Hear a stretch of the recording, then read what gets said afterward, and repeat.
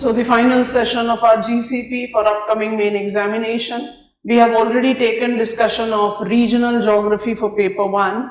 Paper 2 purposefully have been decided to take separately because when I talk about regional development, planning, geography, I take it to be associated with more defined case studies. Indian perspective, you have got multiple area developments that are specified in your syllabus. And if I see the questions, again, the question have been covering up all the subheadings of our syllabus. So in place of picking up generalization or in place of picking up something that is being asked will not be asked, it is advisable that we take up reference of the study that is correlated with all the things covered.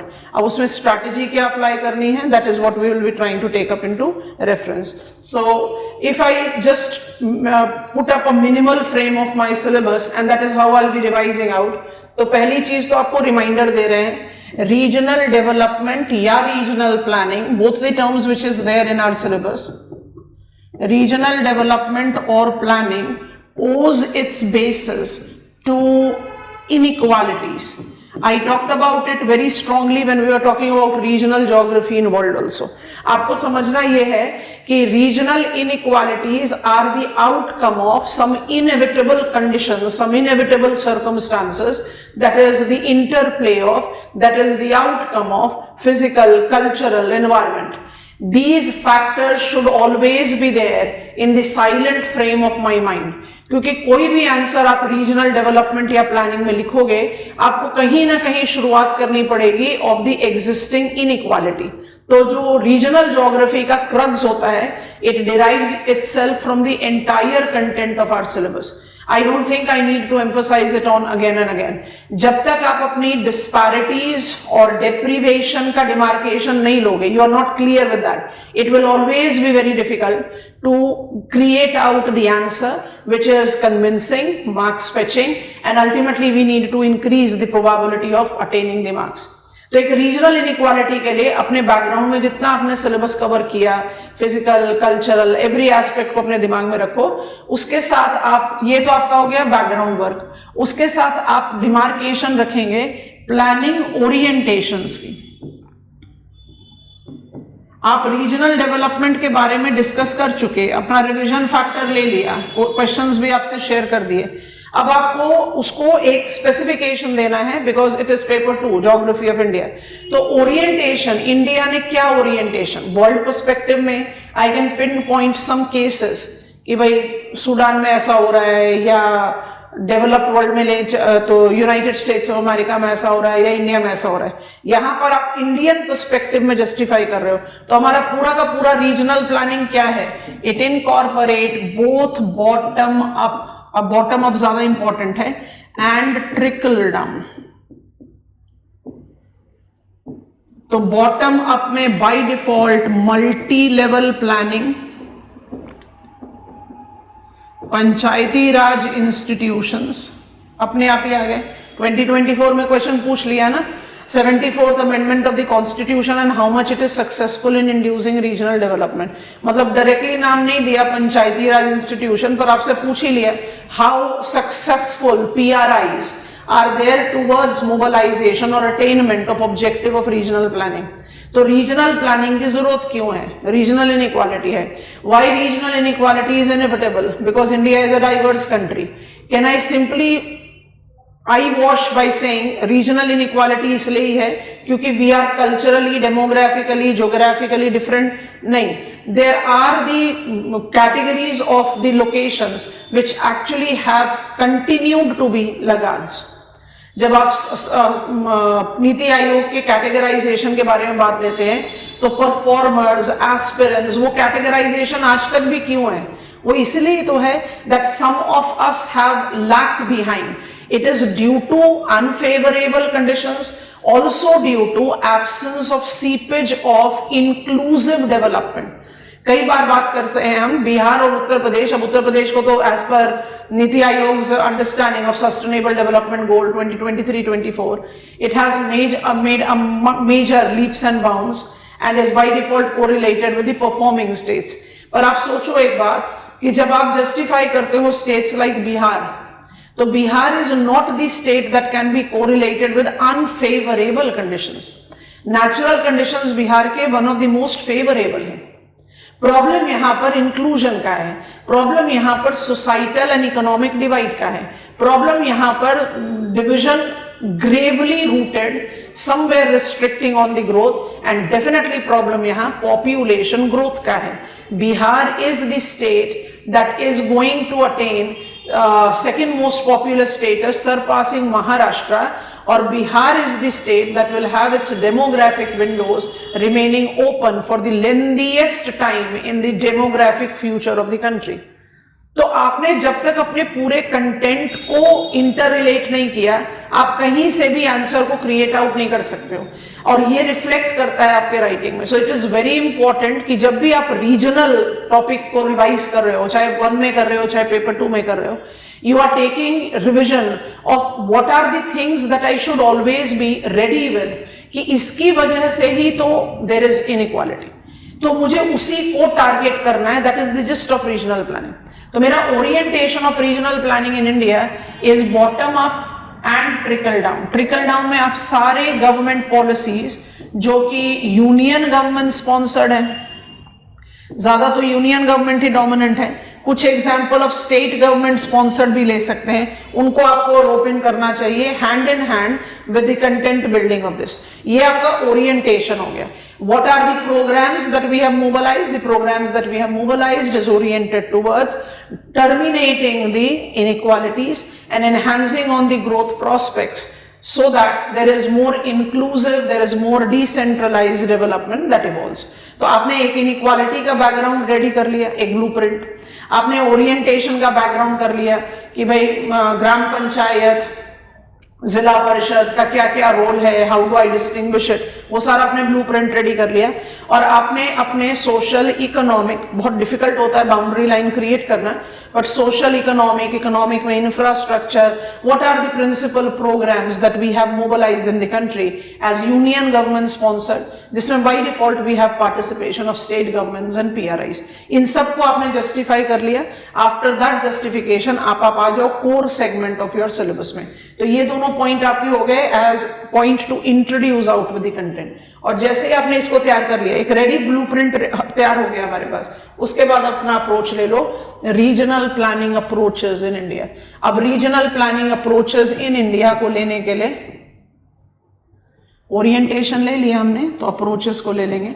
हमारा syllabus भी कहता है, और otherwise also syllabus में ना भी specified होता तो अप्रोचेस को हमें केस स्पेसिफिक करके ही पढ़ना पड़ेगा। और जब आप उसको केस स्पेसिफिक करके पढ़ते हो तो आराम से अप्लाई करो। रूरल डेवलपमेंट को अलग से पिकअप करो, रूरल डेवलपमेंट अम्ब्रेला हो जाता है, because we still have got majority of our population 69% living in rural area, and rural deprivation definitely continues to be of a grave magnitude. I do understand that we do have affluent villages, I do have affluent villagers or farmers family, but that is very limited share, क्योंकि economic census report जो हमारे पास अब भी है, of course it is outdated, पर वही हमारा base of planning है। हम अभी भी 60-65% ऑफ फार्मिंग पॉपुलेशन को मार्जिनल और लैंडलेस में कैटेगराइज करते हैं। तो रूरल डेवलपमेंट, उसकी स्ट्रैटेजी, उसके पिलर्स, इसको आप डिफाइन करें पूरा एकदम 1 by 1। किसी को ऐसा नहीं सोचना है कि this is done because I have done this subsequent ago. Rural development strategies को जस्टिफाई करते हुए you have to take into consideration all the pointers. अब हम सारे डिटेल्स में नहीं जा रहे, बट अगर आप रूरल इंफ्रास्ट्रक्चर डेवलपमेंट, जो 5 ऑब्जेक्टिव है, strategies of rural development derives itself from 5 objectives. अब ये 5 ऑब्जेक्टिव्स क्या हैं? पहला आप कहते हो कि ब्रिज करो gap between rural and urban areas, perceptual है चाहे रियल है। दूसरा, रूरल इंफ्रास्ट्रक्चर डेवलपमेंट दे। तीसरा, we must ensure dignified living to rural developers. चौथा, we must generate dependable employability. और पांचवा, there must be environmental sustainability associated with rural areas. इन 5 ऑब्जेक्टिव को ले लो, आपका रूरल डेवलपमेंट स्ट्रैटेजी तैयार हो गया। जब आप एनवायरमेंट सस्टेनेबिलिटी की बात करते हो तो सस्टेनेबल रूरल डेवलपमेंट, जिसमें हरियाली भी है, नेशनल सोशल असिस्टेंस प्रोग्राम भी है। जब आप बात करते हो इंफ्रास्ट्रक्चर डेवलपमेंट या ब्रिजिंग द गैप या dignified living to rural dwellers, वहां सारा का सारा इंफ्रास्ट्रक्चरल डोमेन आ जाएगा, भारत निर्माण के 6 कंपोनेंट। जब आप बात करते हो डिपेंडेबल एम्प्लॉयबिलिटी की, तो वहां पर आजीविका, दीनदयाल उपाध्याय अंत्योदय योजना एंड महात्मा गांधी नरेगा। अब क्वेश्चन तो किसी एक पर भी पूछा जा सकता है, नो वन कैन गारंटी कि क्वेश्चन किस पर पूछा जाएगा, बट ये सारे एस्पेक्ट्स हैं रूरल डेवलपमेंट में। इसलिए रूरल डेवलपमेंट स्ट्रैटेजीज जो है वो अम्ब्रेला स्ट्रैटेजी देता है आपको, और इसके पीछे रीजन बाय डिफॉल्ट है मोर देन 60%, पूरा ही लिख देते हैं, why to write more than 2011 census ही है हमारे पास उसके आगे का तो आउटलाइन है नहीं। तो 69% of population is living in rural India, तो मेजॉरिटी ऑफ द पॉपुलेशन को आप प्लान कर रहे हो, तो इसकी जितनी स्ट्रैटेजीज हैं वो ऐसे ही अम्ब्रेला हो जाएंगी जो सबके साथ अप्लाई होगी, और इसी परव्यू में आप पिकअप करते जाओ बाकी सारे। जैसे हिल एरिया डेवलपमेंट में सबसे इंपॉर्टेंट होता है हजार्ड रिस्क मिटिगेशन। हिल एरिया में सबसे इंपॉर्टेंट होता है रिमोटनेस अबेटमेंट। समझ में आ रहा है? और जब आप हजार्ड एंड रिमोटनेस के साथ एसोसिएट कर सकते हो ecological fragility. Ecological fragility is related to remoteness and so is cultural fragility. जब तक हम इन पॉइंटर्स को अपने दिमाग में रेडीमेड नहीं करेंगे, हमने इंसाइक्लोपीडिया बना दिया अपने आंसर का, कि हमने एग्जामिनर को लिस्ट ऑफ पॉलिसी फ्रेमवर्क दे दिया 1 2 3 4 5 6, हिल ट्रांसपोर्ट सब्सिडी क्वेश्चन पूछा ना 2023 में, तो इसकी जरूरत क्यों है? Because I need to ensure affordable timely availability of all the desired assets और rescue measures in the hilly areas which are basically suffering from remoteness. और यही रिमोटनेस, यही कल्चरल फ्रेजिलिटी हमें एसोसिएट करती है ट्राइबल एरियाज के साथ। पर tribal area development hill area development से डिफरेंट हो जाता है, क्योंकि यहां पर आप सिर्फ remoteness which is cultural, ecological and economic fragility की बात नहीं करते हो, आप बात करते हो absolute different unique ethnic identity, and that tribal identity is required to be preserved. I'm not saying conserved, I'm saying preserved. And it is therefore that every program that comes into tribal area development, one बंधु कल्याण है, चाहे you are taking up the reference of TriFed का non-timber forest based products, whether you are taking up the reference that is mobilized up with the tribal circuits and tourism, कोई भी programme को आप justify करो under tribal main plan, सब plan, protective and developmental, ये सारे programme ultimately किस चीज को टारगेट कर रहे हैं? ये टारगेट कर रहे हैं ethnic identities preservation. Hill area में क्या टारगेट कर रहे हैं? It is targeting maintenance of fragility and connectiveness. Rural area में क्या कर रहे हैं? It is dignified living. Rural dwellers को आज तक भी डिग्निफाइड लिविंग फुली अवेल नहीं कराया गया, and dignified living by default correlates with pipe drinking water, inbuilt toilets, electricity, सारी चीजें। सो एरिया डेवलपमेंट अप्रोचेस जो हम पेपर 2 में क्रिएट करते हैं, वो अपने आप में तो एक क्वेश्चन पॉइंटर है, बिल्कुल है, और वो बहुत अच्छा केस स्टडी भी बन सकता है for me to write in paper 1। तो अपने लिए एक ब्लूप्रिंट ऑफ इंफॉर्मेशन तैयार करना बहुत जरूरी है। बाकी भी सारे पॉइंटर्स जो आपके सिलेबस के हैं, क्योंकि आपने जब बेस क्रिएट कर लिया, जो हमने फर्स्ट स्लाइड में आपको बताया, तो ये सारी चीजें उसी के कंटिन्यूटी में आराम से आ सकती हैं। आपके पास tribal area development, hill area, rural area लिखवा दिया। इसके बाद आपके पास एक और area that is not just economically backward, remote, ये थोड़ा सा जियोपॉलिटिकली बहुत फ्रजाइल एंड सेंसिटिव है, और क्लाइमेट चेंज की वजह से इसका सबसे ज्यादा higher level of challenges evolve हुए। Island territory development, island territory को हम कभी फोकस नहीं करते थे, that is very wrong for me to say, but island territories have been identified और given with that kind of dominance now is basically to do with these 2 pointers. Island में tribal लोग भी हैं, एक minute रुको। So my island territory development essentially correlate with the fact that we are incorporating that climate change sensitivity abatement, क्योंकि जितने coastal areas हैं वो सब सी सरफेस टेम्परेचर इंक्रीज से have become more prone, अब ये देखो have become more prone to hazard, बात घूम घूम कर वहीं पर ही आ रही है। जितने भी बैकवर्ड एरियाज हैं और areas that are being targeted for planning and at least what is mentioned in our syllabus that I need to be prepared of, problem लगभग सब में सेम ही है, पर इन सारी प्रॉब्लम्स में किसको आप प्रायोरिटी देकर चलते हो, अगर वो क्लैरिटी आपने एग्जामिनर को दे दी, आपने ऑटोमेटिकली अपना आंसर बहुत अच्छा प्रिपेयर किया। इसलिए हम इन सारे टॉपिक्स ऑफ आवर सिलेबस को रीजनल प्लानिंग अप्रोच में बैकवर्ड एरिया प्लानिंग के साथ एसोसिएट करने के लिए बोलते हैं, क्योंकि हमारे सिलेबस में बैकवर्ड एरिया प्लानिंग भी लिखा हुआ है। Backward area planning, the areas that have been left behind. What is the reason that they have been left behind? They have been left behind because of multiple reasons that ranges from historical, cultural, geographical, सारे factors. और जो भी strategy हमने apply करी है उसके development में, वो सारी स्ट्रैटेजीज किसके साथ एसोसिएट करेंगी? Towards abatement of these challenges. Overlapping है, सबका कंटेंट ओवरलैपिंग है। ट्राइबल एरिया में भी तो डिग्निफाइड लिविंग के बारे में बात करते हो, हिल एरिया में भी तो डिग्निफाइड लिविंग के बारे में बात करते हो, आइलैंड टेरिटरी में भी we are having the fragility of the population as rural as tribal. तो ओवरलैप्स को आप अवॉइड नहीं कर सकते, बट फिर भी ये सब अलग अलग एरिया डेवलपमेंट प्रोग्राम्स हैं, तो इन सब अलग अलग एरिया डेवलपमेंट प्रोग्राम में अलग क्या है, that strategy should come out. And as geographers, we must inculcate diagrams to show the areas which we are trying to focus in this particular area development approach. समझ में आई? ये होगा आपका block 2, और इन सबको रिलेट आउट करके करें as backward area. और इससे एक हिंट और ले लें कि जब आपसे पूछ लिया जाए क्वेश्चन, ऐसा क्वेश्चन तो अवॉइड ही करना चाहिए, क्योंकि इतना लमसम कंटेंट होता है दैट अगर हम उसको 20 मार्कर क्वेश्चन भी प्रिज्यूम करके चलें तो भी it's very difficult to write up the answer. कि मान लीजिए मुझसे क्वेश्चन पूछा गया, what is meant by backward area, identify the regional planning strategy.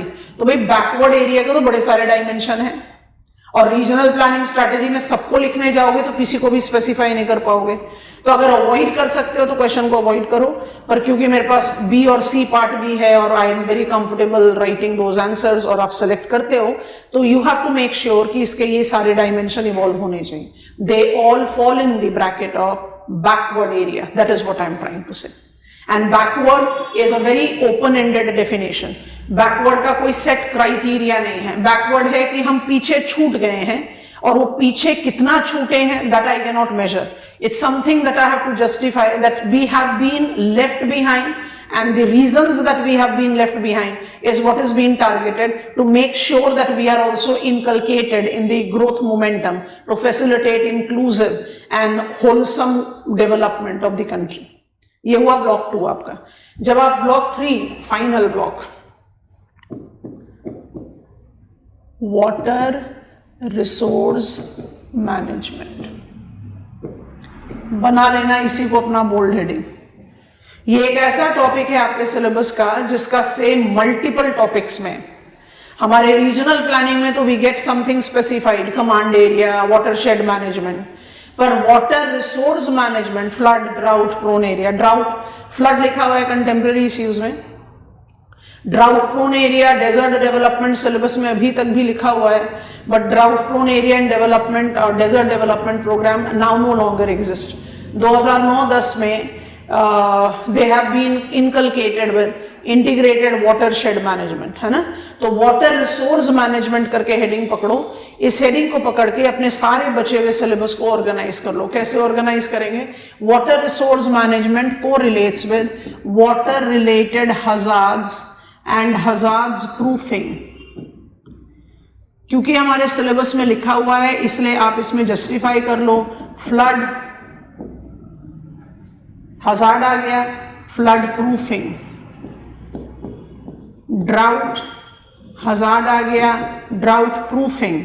और ड्राउट प्रूफिंग आज की डेट में अलग प्रोग्राम नहीं है, पर क्योंकि सिलेबस में है तो आपकी नॉलेज में होना चाहिए, तो आप ड्राउट प्रूफिंग और डेजर्ट याद करो। एग्रीकल्चर में हमने बात करी थी एग्रीकल्चरल ड्राउट की, और एग्रीकल्चरल ड्राउट में हम कहते हैं semi arid areas are given highest priority, क्योंकि एरिड एरियाज तो ड्राई हो गए ना, सेमी एरिड में आपकी एग्रीकल्चरल ड्राउट होने की प्रोबेबिलिटी सबसे हाई रहती है।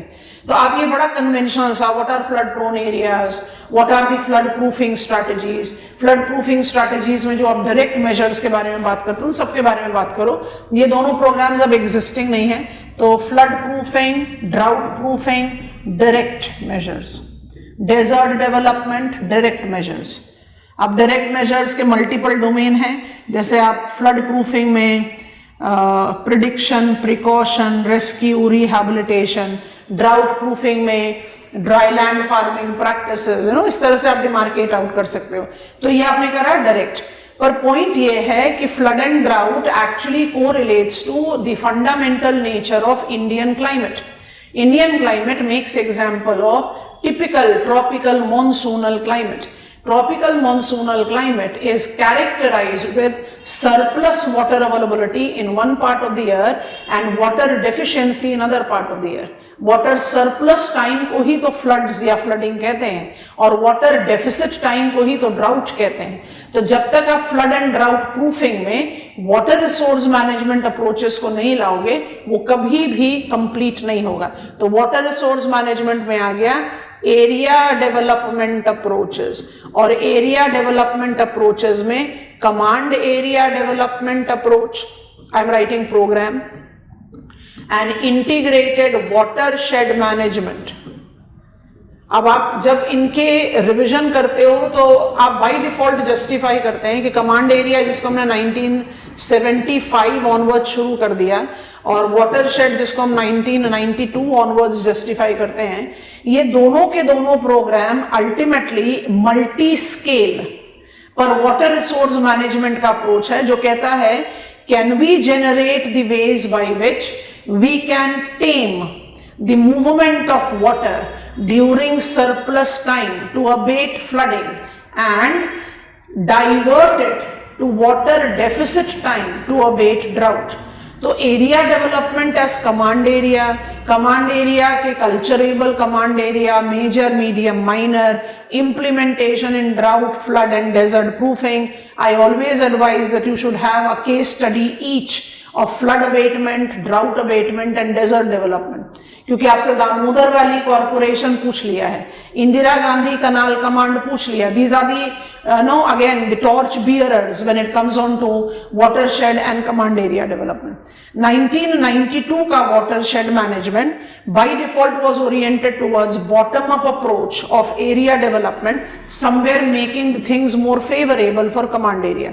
पर 2009-10 में सबसे पहले इसको enlarge किया गया with wasteland development, desert and drought prone area development को इसको subsume कर दिया. So we created integrated watershed management.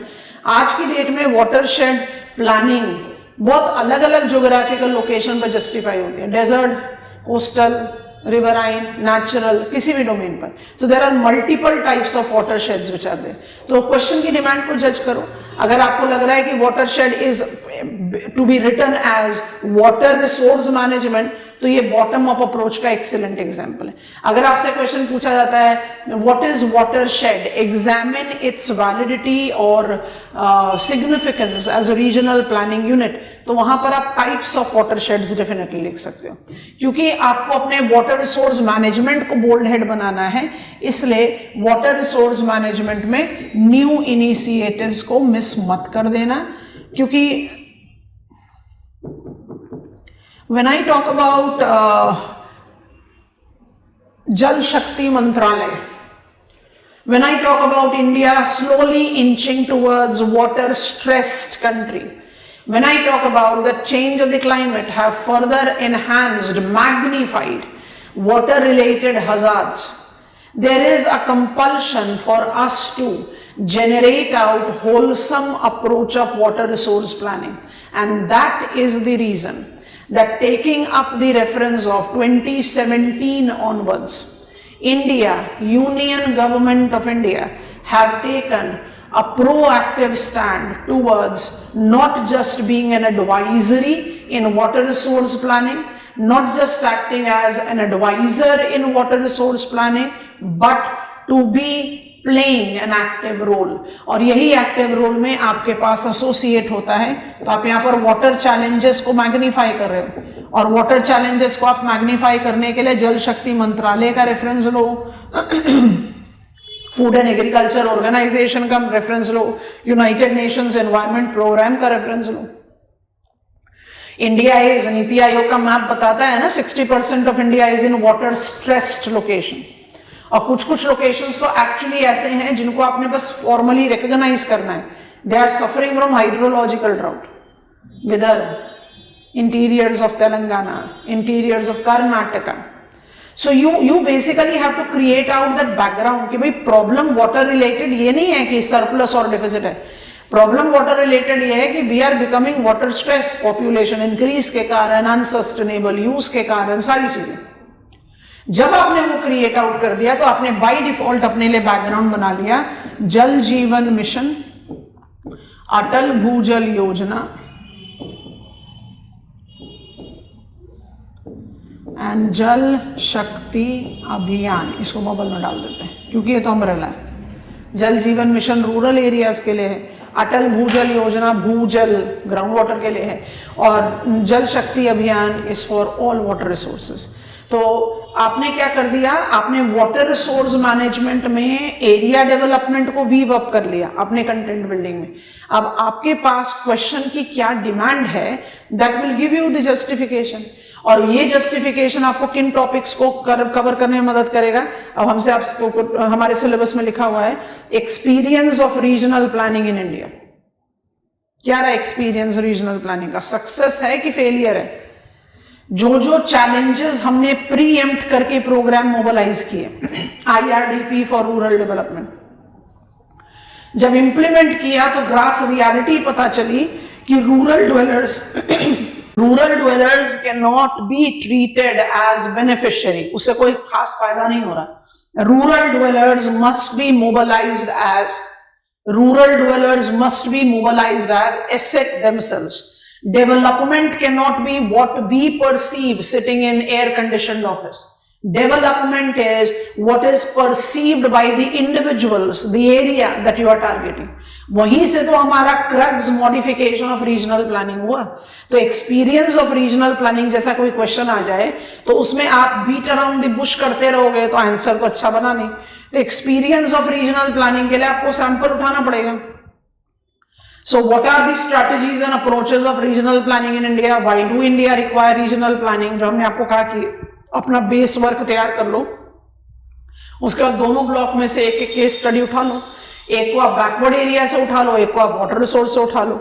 Success तो दोनों में ही है, but success is partial, failure कोई प्रोग्राम नहीं है हमारे कंट्री का, but success is not to the level that we have been targeting. अपने रिविजन प्रोसेस क्यों रीजनल प्लानिंग के हो या रीजनल ज्योग्राफी को अगर आपने इस तरह से फोकस किया that it is all inclusive of my syllabus, तो handling out the programmes that are specified with it becomes very easy and creating out logical content becomes easy.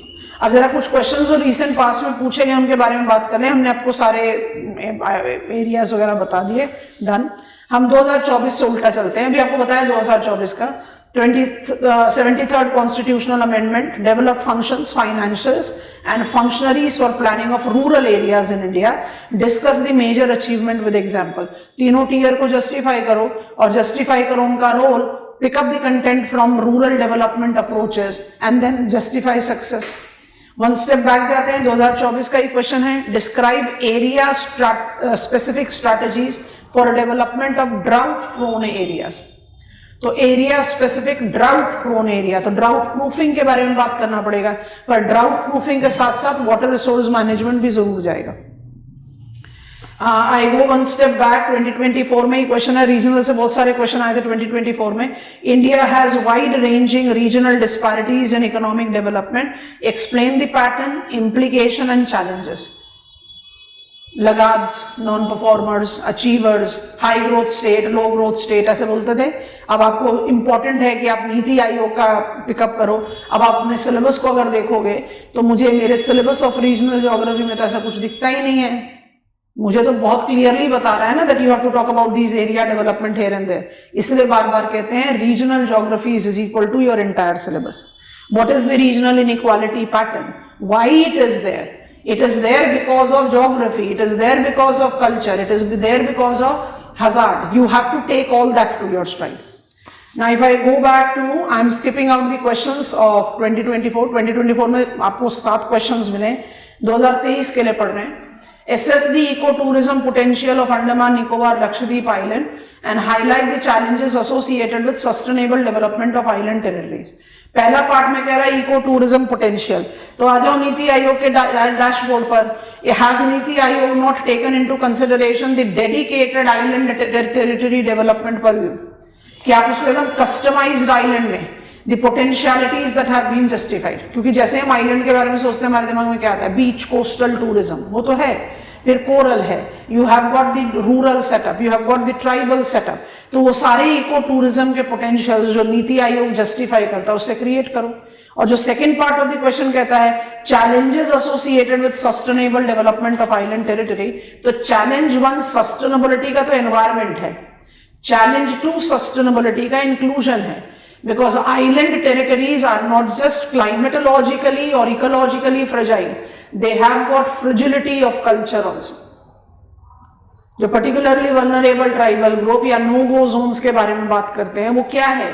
Sustainability is everything that is decentralized, diversified, inclusive and of course environment friendly. तो sustainable development में I need to target the interest of native people, tribal है चाहे non tribal है. Because when I take a preference of the interest of the local people, then only Great Nicobar Island का जो development node मिला, अभी फिर से newspaper में आया था, उसको आप सही मायने में अगर एनवायरमेंटल पर्सपेक्टिव से देखो तो चैलेंजिंग डिसीजन है. इकोनॉमिक पर्सपेक्टिव से देखो तो आप कहोगे नहीं, it is required. Ultimately great Nicobar has got the one of the most strategic locations when it comes on to oceanic islands of India.